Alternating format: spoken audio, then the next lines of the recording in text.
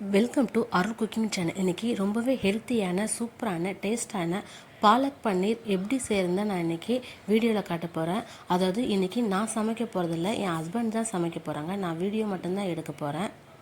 First தேவையான அளவு பாலக் பன்னீரை கழுவிட்டு நல்லா தண்ணியில் வேக வச்சு எடுத்து ஃபில்டர் பண்ணி வச்சுக்கோங்க.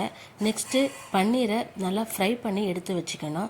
மீடியம் சைஸ் தக்காளி, காஞ்ச மிளகாய் ஒரு 3 போட்டு அரைச்சி எடுத்து வச்சுக்கோங்க. கொஞ்சமாக இஞ்சி கொத்தமல்லியை சாப் பண்ணி வச்சுக்கோங்க. ஒரு பெரிய சைஸ் வெங்காயத்தையும் சாப் பண்ணி வச்சுக்கிட்டு ஸ்டவ் பற்ற வச்சு ஒரு பாத்திரத்தை வச்சுக்கோங்க. தேவையான அளவு எண்ணெய் ஊற்றி கட் பண்ணி வச்சுருக்க இஞ்சி பூண்டு ரெண்டுத்தையுமே போட்டு நல்லா ஃப்ரை பண்ணிக்கோங்க. இஞ்சி பூண்டு நல்லா ஃப்ரை பண்ணதும் வெங்காயத்தையும் போட்டு நல்லா வதக்கிக்கோங்க. வெங்காயம் நல்லா வதங்கினதும் அரைச்சி வச்ச தக்காளி, காஞ்ச மிளகாய் இதையும் சேர்த்து நல்லா எண்ணெயிலேயே ஃப்ரை பண்ணிக்கோங்க. நல்லா வெங்காயம் தக்காளியில் ஆயிலே நல்லா குக் ஆகட்டும். நெக்ஸ்ட்டு 1 ஸ்பூன் அளவுக்கு தனி மிளகாய்த்தூளையும் அதில் சேர்த்துக்குங்க. வீடியோவில் ஸ்கிப் ஆகிடுச்சு, சாரி. நெக்ஸ்ட்டு கரம் மசாலா ஒரு 1/4 ஸ்பூனுக்கு போட்டுக்குங்க. தனியாத்தூள் 1/2 ஸ்பூன் அளவுக்கு போட்டுக்குங்க. சீரகத்தூள் ஒரு 1/4 ஸ்பூன் அளவுக்கு போட்டுக்கிட்டு தேவையான அளவு உப்பையும் சேர்த்து நல்லா மிக்ஸ் பண்ணிக்கோங்க. மஞ்சத்தூள் ஒரு 1/2 ஸ்பூன் அளவுக்கு சேர்த்துக்குங்க. இப்போ நல்லா கரண்டியால் நல்லா மிக்ஸ் பண்ணிக்கலாம்.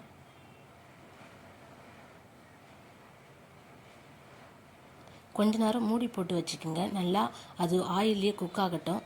நல்லா கொதித்ததும் அரைச்சி வச்சுருக்க ஸ்பீனச்சையும் அதில் சேர்த்துக்குங்க. அதாவது பாலக்கீரையும் சேர்த்துக்குங்க. தண்ணியும் கொஞ்சம் அந்த வேக வச்ச தண்ணியே அதில் கொஞ்சமாக எடுத்து ஊற்றிக்குங்க. கீரை வேக வச்ச தண்ணியை வேஸ்ட் பண்ண வேணாம். அது சாப்பாடு செய்கிறதுக்கு வேறு எதுக்குன்னா யூஸ் பண்ணிக்கோங்க. அந்த கீரை வேக வச்ச தண்ணியில் அவ்வளோ சத்து இருக்குது. இப்போ இது எல்லாத்தையுமே நல்லா மிக்ஸ் பண்ணதும் திருப்பியும் கொஞ்ச நேரம் மூடி போட்டு கொதிக்க வைக்கணும்.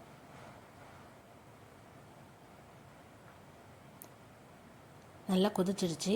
இந்த டைமில் வறுத்து வச்ச பன்னீரையும் அதில் சேர்த்து மிக்ஸ் பண்ணிக்கோங்க.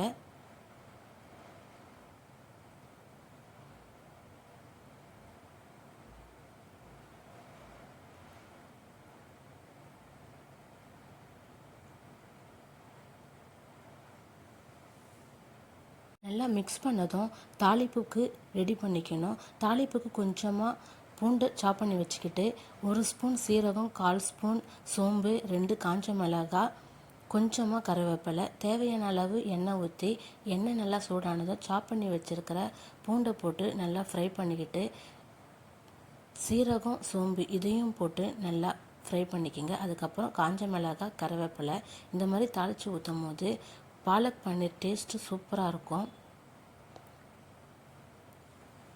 கூடவே தனி மிளகாய்த்தூள் ஒரு 1/2 ஸ்பூனையும் சேர்த்துக்குங்க.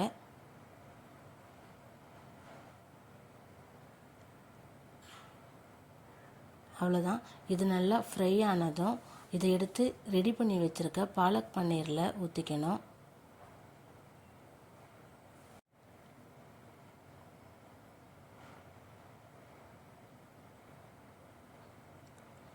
திருப்பியும் இதை எடுத்து ஸ்டவ்வில் வச்சு லைட்டாக மிக்ஸ் பண்ணிவிட்டு கொதிக்க வைங்க.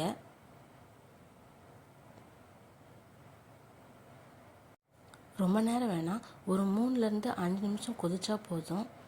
இப்போ நல்லா கொதிச்சிடுச்சு. உப்பு கரெக்டாக இருக்கான்னு செக் பண்ணிவிட்டு கூட தேவையான அளவு உப்பு சேர்த்துக்குங்க. நல்லா எண்ணெய் சூப்பராக பிரிஞ்சு வந்துடுச்சு பாருங்கள். இந்த ஸ்டேஜில் ஆஃப் பண்ணி இறக்கிக்குங்க.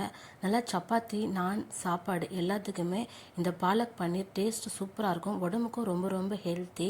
பெரியவங்கலேருந்து குழந்தைங்க வரைக்கும் எல்லாருமே ரொம்ப லைக் பண்ணி விரும்பி சாப்பிடுவாங்க.